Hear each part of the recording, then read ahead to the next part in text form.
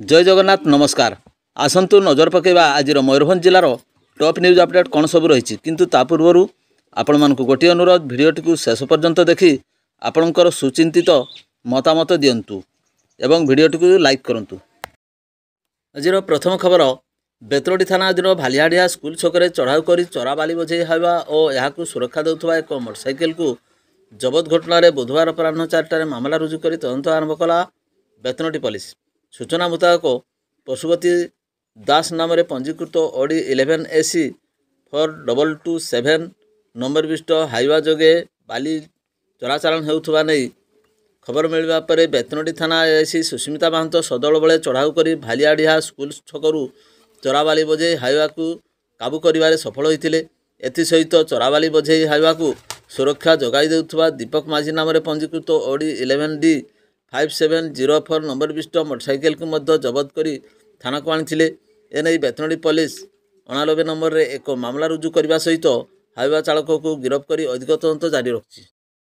परवर्ती खबर बैसेंगा थाना पक्षर बालका एवं रंगामाटिया छकरे पृथक भाव में चढ़ाऊ कर दुईटी चोराबाली बोझे ट्राक्टर समेत यही चोराबाली बोझे ट्राक्टर गुड़ी को सुरक्षा देउथबा दुईटी कार और गोटे मोटरसाइकेल को जबत कर बुधवार अपराह 2टार दुईटी पृथक मामला रुजु कला बैसेंगा पुलिस।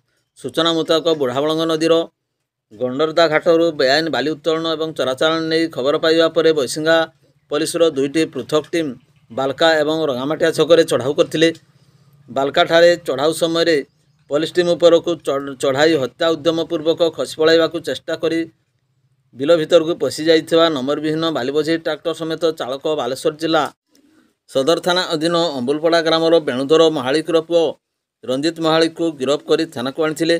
से भली बैसिंगा पुलिस अन्य एक टीम रंगामाटिया छकरे चढ़ाऊ कर रंजिता साहू नाम पंजीकृत ऑडी 01 AX 3108 नंबर विशिष्ट चोराबाली बोझे ट्राक्टर जबत करने सहित यही चोराबाली बोझे को सुरक्षा देउथबा तथा चोराचालान सहयोग करिथिबा गौतम कुमार दुर्गा नाम पंजीकृत ऑडी 01 AK 2660 नंबर विशिष्ट स्विफ्ट कार एवं दीपक दास नाम पंजीकृत ऑडी 01 F 4516 नंबर विशिष्ट मारुति कार एवं नंबर विहीन मोटरसाइकेल को जबत कर थाना को आनी। एथिरे ट्राक्टर चालक भंडारीशल ग्रामर संतोष सिंह एवं रंगामाटिया ग्रामर करुणा सिंह को थाना को आनी। एसहित दुईटी कार रे थिबा 5 जन को मध्य थाना रे अटक रखा जायछि। एने बैसिंगा पुलिस बुधवार अपराह्न 125 और 126 नंबर दुईटी पृथक मामला रुजु करी अधिक तदंत जारी।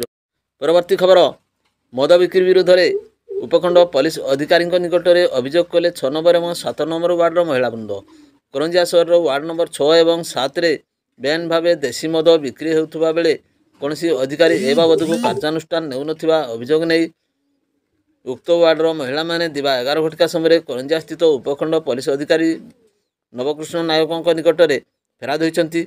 एने विहित कार्यानुष्ठान नेबाकू महिला माने दाबी जणाइबा सहित आगामी दिन में कार्यानुष्ठान निया नगले आंदोलनर चेतावनी मध्य देइछंती। एने उपखंड पुलिस अधिकारी ठारू आश्वासना पाइबा पर महिला माने सेठारू फेरिथिले। परवर्ती खबर सरकारी सहायता पाइबार वंचित जंभीरा डाम्र क्षतिग्रस्त लोके जिलापाल को भेटी दायीपत्र कले प्रदान। जंभीरा डाम निर्माण कार्य संपूर्ण होइतिले सुधा क्षतिग्रस्त लोकंकु राज्य सरकार संपूर्ण सहायता जोगाई पाले नहीं। बकाया टंका प्रदान एवं सरकारी सहायता जोगाई देवा नहीं दिया जाइथा प्रतिश्रुति गुड़िक पूरण करने नहीं सरकार ना धरुना जहां नहीं क्षतिग्रस्त लोकों मध्य असंतोष प्रकाश पाइथिबा बेले ए नहीं बुधवार दिन प्राय 3 घटिका समय जंभीरा बंध संघर्ष समिति पक्षर जिलापाल हेमकांत स्वयं को ए नहीं अभियोग करी सेठारे प्रतिक्रिया प्रकाश करछंती। जिलापाल मध्य तदंत करी कार्यानुष्ठान ग्रहण करने को प्रतिश्रुति देछंती। परवर्ती खबर आसंता श्रीराम नवमी को दृष्टि रखी बेतनटी ठारे श्रीराम सेना पक्षर श्रीराम नवमी रे पदयात्रा एवं सामूहिक प्रसाद सेवन बेतनटी ठारे श्रीराम सेना पक्षर मंगलवार राति 9टार एक प्रस्तुति बैठक अनुष्ठित होइछि। संदीप मिश्र अध्यक्षतार आयोजित बैठक में आसंता श्रीराम नवमी उपलक्षे शताधिक लोकंकु नहीं हेबाकु थिबा विशाल पदयात्रा एवं हजार हजार लोकंकु नहीं किभली सामूहिक प्रसाद सेवन व्यवस्था को अधिक सुव्यवस्थित एवं श्रृंखलित करने को पुंखानुपुंख आलोचना करा जायछि। एही प्रस्तुति बैठक में सौम्य शंकराचार्य संजीव पंडा मदन नायक ଆଇନଜୀବୀ ନୟନ ଦାସ, ଆଦିତ୍ୟ ସୁନ୍ଦର ପ୍ରତିହାରୀ, ଲିପୁନ ତ୍ରିପାଠୀ, ତୁଷାରେନ୍ଦୁ ସିଂ, ସୁମନ୍ତ ସାହୁ, ଲୁଲୁ ଦାସଙ୍କ ସମେତ ଶ୍ରୀରାମ ସେନାର ଅନ୍ୟାନ୍ୟ କର୍ମକର୍ତ୍ତା ଏବଂ ସଦସ୍ୟ ପ୍ରମୁଖ ଉପସ୍ଥିତ ରହି ଆଲୋଚନାରେ ସକ୍ରିୟ ଅଂଶଗ୍ରହଣ କରିଥିଲେ। ପରବର୍ତ୍ତୀ ଖବର, ମୋରଡ଼ା ବ୍ଲକ ତଥା ତହସିଲ ଅଧୀନ ସୁରେଢି ପଞ୍ଚାୟତର ଚାକୁଣ୍ଡାପଦା ଗାଁରୁ ଜୈନିକ ବ୍ୟକ୍ତି ନିଖୋଜ ହୋଇଯାଇଥିବାର ବୁଧବାର ଅପରାହ୍ନ 4ଟାରେ ଥାନାରେ ଏତଲା ଦାୟର କଲେ ପରିବାର ଲୋକମାନେ। ପରିବାର ଲୋକଙ୍କ ସୂଚନା ମୁତାବକ ଚାକୁଣ୍ଡାପଦା ଗାଁର 58 ବର୍ଷିଆ କାଳୀପଦ ମହାନ୍ତ ମଙ୍ଗଳବାର ଅପରାହ୍ନ ହଠାତ୍ ଘରୁ କେଉଁଆଡ଼େ ପଳାଇ ଯାଇଥିଲେ। ତେବେ କାଳୀପଦ ଗାଁ ପଟେ ଯାଇଥିବା ଭାବି ଘର ଲୋକମାନେ ବିଶେଷ ଚିନ୍ତା କରିନଥିବା ବେଳେ ଦୀର୍ଘ ସମୟ ଧରି ଘରକୁ ନ ଫେରିବାରୁ ଘର ଲୋକମାନେ ବ୍ୟସ୍ତ ବିବ୍ରତ ହୋଇ ବିଭିନ୍ନ ସ୍ଥାନରେ ଖୋଜାଖୋଜି ଆରମ୍ଭ କରିଦେଇଥିଲେ। ଚାକୁଣ୍ଡାପଦା ଗାଁ ଏବଂ ଆଖପାଖ ଗାଁ ସମେତ ସମସ୍ତ ବନ୍ଧୁବର୍ଗ ଏବଂ ସମ୍ପର୍କୀୟଙ୍କ ଘରେ ଖୋଜାଖୋଜି କରିଥିଲେ ମଧ୍ୟ କାଳୀପଦର କୌଣସି ଖୋଜ ଖବର ପାଇନଥିଲେ। କାଳୀପଦଙ୍କର ରହସ୍ୟଜନକ ଭାବେ ନିଖୋଜ ହେବାର 24 ଘଣ୍ଟାରୁ ଉର୍ଦ୍ଧ୍ୱ ସମୟ ବିତି ଯାଇଥିଲେ ସୁଦ୍ଧା କୌଣସି ସନ୍ଧାନ ନ ପାଇବାରୁ ନିରାଶ ହୋଇ ପରିବାର ଲୋକମାନେ ବୁଧବାର ଅପରାହ୍ନରେ ପୋଲିସର ଦ୍ୱାରସ୍ଥ ହୋଇଥିଲେ। ଏନେଇ କାଳୀପଦ ସ୍ତ୍ରୀ ଝିଅଙ୍କର ଏତଲା କ୍ରମେ ଏକ ନିଖୋଜ ମାମଲା ରୁଜୁ କରି ଖୋଜାଖୋଜି ଆରମ୍ଭ କରିଛି କୃଷ୍ଣଚନ୍ଦ୍ରପୁର ଫାଣ୍ଡି ପୋଲିସ। ପରବର୍ତ୍ତୀ ଖବର, କପ୍ତିପଦା ବ୍ଲକରେ ଦିବ୍ୟାଙ୍ଗମାନଙ୍କୁ ଉପକରଣ ପ୍ରଦାନ କାର୍ଯ୍ୟକ୍ରମ ଅନୁଷ୍ଠିତ। ମୟୂରଭଞ୍ଜ ସାଂସଦଙ୍କ ଯୋଗଦାନ। କେନ୍ଦ୍ର ଏବଂ ରାଜ୍ୟ ସରକାରଙ୍କ ତରଫରୁ ବୁଧବାର ଦିନ ମୟୂରଭଞ୍ଜ ଜିଲ୍ଲା କପ୍ତିପଦା ବ୍ଲକରେ ଦିବ୍ୟାଙ୍ଗମାନଙ୍କୁ ଉପକରଣ ପ୍ରଦାନ କାର୍ଯ୍ୟକ୍ରମ ଅନୁଷ୍ଠିତ ହୋଇଯାଇଛି। ଏହି କାର୍ଯ୍ୟକ୍ରମରେ ମୟୂରଭଞ୍ଜ ସାଂସଦ ନବଚରଣ ମାଝୀ ମୁଖ୍ୟ ଅତିଥି ଭାବେ ଯୋଗ ଦେଇଥିବା ବେଳେ ସମ୍ମାନିତ ଅତିଥି ଭାବେ ଉଦଳା ବିଧାୟକ ଭାସ୍କର ମଢେଇ, ଉଦଳା ଏନ୍ଏସି ଅଧ୍ୟକ୍ଷା ପ୍ରମିଳା ପଣ୍ଡାଙ୍କ ସମେତ ଅନେକ ଅଧିକାରୀମାନେ ଉପସ୍ଥିତ ଥିଲେ। ଏହି କାର୍ଯ୍ୟକ୍ରମରେ ଅତିଥିମାନଙ୍କ ଦ୍ୱାରା ଦିବ୍ୟାଙ୍ଗମାନଙ୍କୁ ଦିବ୍ୟାଙ୍ଗ ଉପକରଣ ପ୍ରଦାନ କରିଥିବା ଦେଖାଯାଇଥିଲା। ପରବର୍ତ୍ତୀ ଖବର, କଚେରୀ ପରିବା ବଜାରରୁ ବାଇକ୍ ଚୋରି, ଟାଉନ ଥାନାରେ ମାମଲା ରୁଜୁ। ବାରିପଦା ସହରର ସ୍ଥାନୀୟ କଚେରୀ ପରିବା ବଜାର ପରିସରରୁ ବାଇକ୍ ଚୋରି ହୋଇଛି। ଏନେଇ କୁଳିଅଣା ଥାନା ଅନ୍ତର୍ଗତ କମରଶିଳା ଅଞ୍ଚଳର ଲକ୍ଷ୍ମଣ ଧଡ଼ା 25 ତାରିଖରେ ଅପରାହ୍ନ 1:30 ସମୟରେ ବାରିପଦା ଟାଉନ ଥାନାରେ ଲିଖିତ ଅଭିଯୋଗ କରିଛନ୍ତି। ସେ ବଜାର ପରିସରରେ ବାଇକ୍ ପାର୍କିଂ କରି ପରିବା ଆଣିବାକୁ ଯାଇଥିଲେ। ତେବେ ସେଠାରୁ ଫେରି ଦେଖିବା ବେଳକୁ ବାଇକ୍ ନଥିଲା। ବହୁ ଖୋଜାଖୋଜି କରିବା ପରେ ମଧ୍ୟ ବାଇକ୍ ନ ପାଇ ଥାନାରେ ଅଭିଯୋଗ କରିଛନ୍ତି। ପୋଲିସ ମାମଲା ରୁଜୁ କରି ତଦନ୍ତ ଆରମ୍ଭ କରିଛି। ଏନେଇ ବୁଧବାର ପୋଲିସ ସୂଚନା ପ୍ରଦାନ କରିଛି। ପରବର୍ତ୍ତୀ ଖବର, ଉଦଳା ସନ୍ନିକଟ ଅନ୍ୱେଷା ଛାତ୍ରୀ ନିବାସରେ ତନ୍ମୟୀ ମୁର୍ମୁ ବୟସ 15 ବର୍ଷ ଆତ୍ମହତ୍ୟା କରିଥିବା ଜଣାଯାଇଛି। ସେ ମର୍ଣ୍ଣିଂ ଷ୍ଟାର ପବ୍ଲିକ୍ ସ୍କୁଲର 9ମ ଶ୍ରେଣୀର ଛାତ୍ରୀ ଥିବାବେଳେ ବାପାଙ୍କ ନାମ ଲକ୍ଷ୍ମୀକାନ୍ତ ମୁର୍ମୁ ବୋଲି ଜଣାପଡ଼ିଛି। ଅଭିଭାବକ ଏକ ସାଧାରଣ ସଭା ଥିବାବେଳେ ସଭା ସମାପ୍ତି ପରେ ଛାତ୍ରୀଙ୍କ ଅଭିଭାବକ ନିଜ ଘର ଖୁଣ୍ଟା ଥାନା ଅନ୍ତର୍ଗତ ଚାପଲଡିହା ଗାଁକୁ ଫେରିଯାଇଥିଲେ। ସନ୍ଧ୍ୟାରେ ପ୍ରାର୍ଥନା ସମୟରେ ମୃତକ ଅନୁପସ୍ଥିତ ଥିବାରୁ ତାଙ୍କୁ ଖୋଜାଖୋଜି ପରେ ପାଇନଥିଲେ। ପରେ ତାଙ୍କୁ ଗାଧୁଆ ଘରୁ ଝୁଲନ୍ତା ଅବସ୍ଥାରେ ଉଦ୍ଧାର କରାଯାଇଥିଲା। ସେତେବେଳକୁ ତାର ମୃତ୍ୟୁ ଘଟିଯାଇଥିବା ଜଣାପଡ଼ିଛି। ଖବର ପାଇ ଛାତ୍ରୀ ନିବାସର ପିଏ, ଆଇଟିଡିଏ, ଉପଜିଲ୍ଲାପାଳ, ଏସ୍ଡିପିଓ, ଆଇଆଇସି, ବିଡିଓ, ତହସିଲଦାର ପ୍ରମୁଖ ପହଞ୍ଚିଥିବା ଜଣାପଡ଼ିଛି। ବାରିପଦାରୁ ଅନୁସନ୍ଧାନକାରୀ ଦଳ ମଧ୍ୟ ଆସି ଘଟଣାସ୍ଥଳରେ ପହଞ୍ଚିଥିବା ଜଣା। ପରବର୍ତ୍ତୀ ଖବର, ଗୁଗୁଲ ସାହାଯ୍ୟରେ ଠାବ କରି ହିନ୍ଦୁସ୍ତାନ କୋକାକୋଲା ପ୍ରାଇଭେଟ ଲିମିଟେଡ୍ ନାମକ ଏକ ଥଣ୍ଡା ପାନୀୟ ଯୋଗାଣ କମ୍ପାନୀ ସହ ଯୋଗାଯୋଗ କରିଥିବା ଖୁଣ୍ଟା ଥାନା ଅଧୀନ ବଡ଼ଖୁଣ୍ଟା ଗ୍ରାମର ଥଣ୍ଡା ପାନୀୟ ଖୁଚୁରା ବିକ୍ରେତା ମାନସ କୁମାର ମହାକୁଡ଼ 2,30,000 ଟଙ୍କା ସାଇବର ଠକାମିର ଶିକାର ହୋଇଥିବା ନେଇ ମୟୂରଭଞ୍ଜ ଜିଲ୍ଲା ସାଇବର ଓ ଅର୍ଥନୈତିକ ଅପରାଧ ଥାନାରେ ଅଭିଯୋଗ କରିଛନ୍ତି। ଏହି ଅଭିଯୋଗ କ୍ରମେ 7/25 ନମ୍ବରରେ ଏକ ମାମଲା ରୁଜୁ ହୋଇ ତଦନ୍ତ ଆରମ୍ଭ ହୋଇଛି। ଅଭିଯୋଗକାରୀ ଶ୍ରୀ ମହାକୁଡ଼ ଉକ୍ତ ଥଣ୍ଡା ପାନୀୟ ଯୋଗାଣ କମ୍ପାନୀଙ୍କଠାରୁ ବିଭିନ୍ନ ପ୍ରକାରର କୋକାକୋଲା କିଣିବା ସକାଶେ ଅର୍ଡ଼ର ଦେଇଥିଲେ।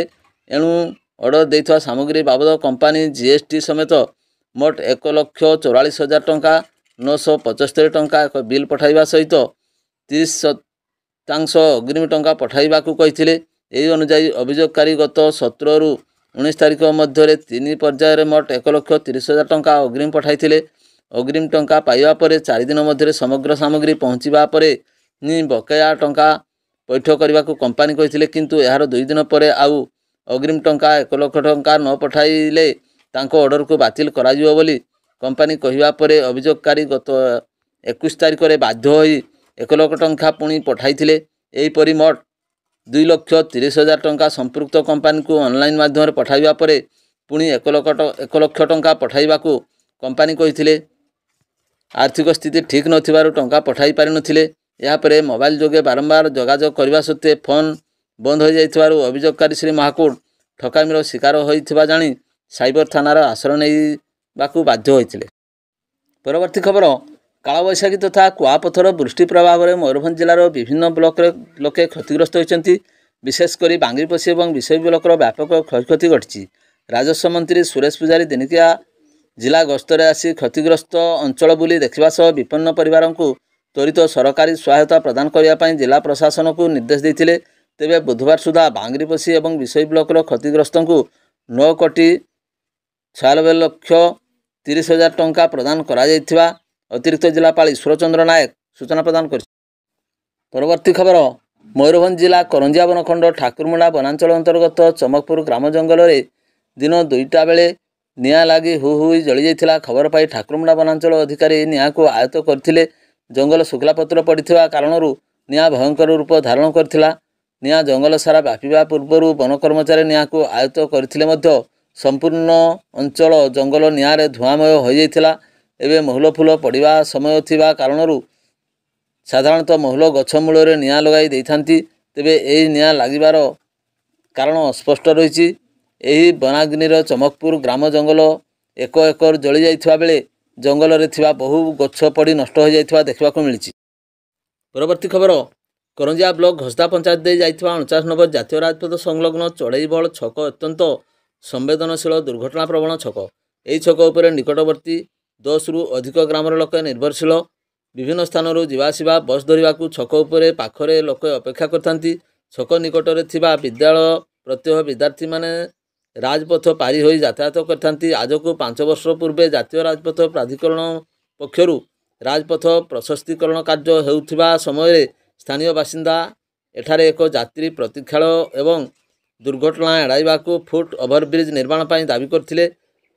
କରଞ୍ଜିଆରେ ଜନ ଅଭିଯୋଗ ଶୁଣାଣି କରୁଥିବା ଜିଲ୍ଲାପାଳ ଏବଂ ବାଲେଶ୍ୱରସ୍ଥିତ ଜାତୀୟ ରାଜପଥ ପ୍ରକଳ୍ପର ନିର୍ଦ୍ଦେଶକଙ୍କୁ ମଧ୍ୟ ଜନସାଧାରଣ ଦାବି କରିଥିବା ସତ୍ତ୍ୱେ କୌଣସି ସୁଫଳ ମିଳୁନଥିଲା।